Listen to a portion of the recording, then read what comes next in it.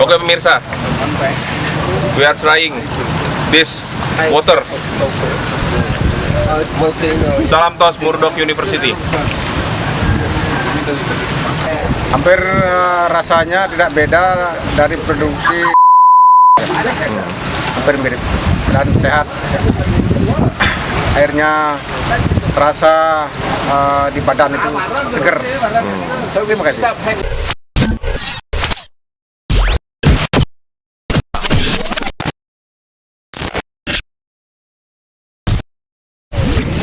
Selamat datang di YouTube Comestoarra.com.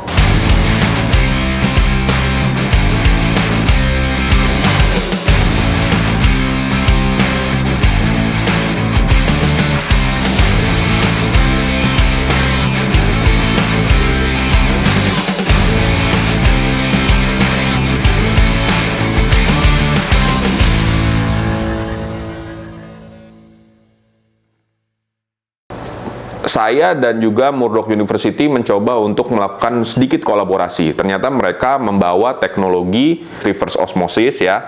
Mereka membuatnya ini portable, jadi mudah dibawa kemana-mana dan juga bisa bermanfaat untuk masyarakat. Teknologi ini dikembangkan oleh Murdoch University ya. Source of energy-nya itu adalah matahari. Pada saat itu kami berdiskusi dan akhirnya kami mungkin akan melakukan hibrid antara gasifikasi yang telah kami kembangkan.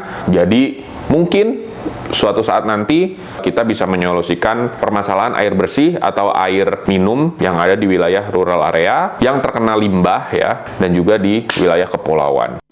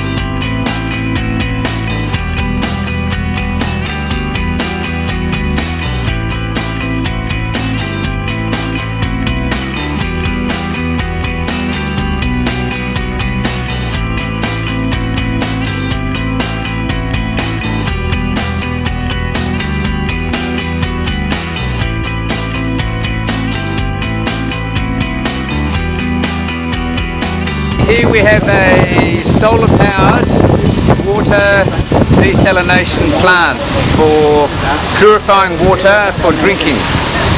The source water is the river, contaminated. The energy source are the solar panels down here on the ground behind me.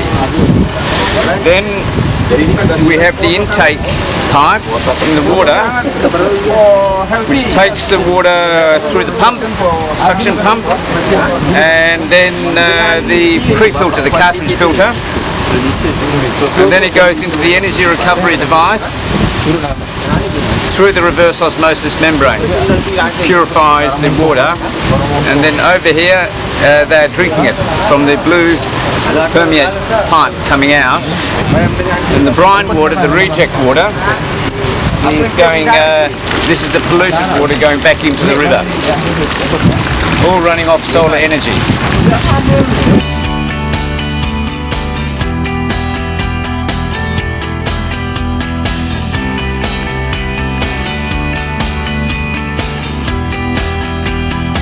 Okay, could you tell me how the technology works for filtering the water?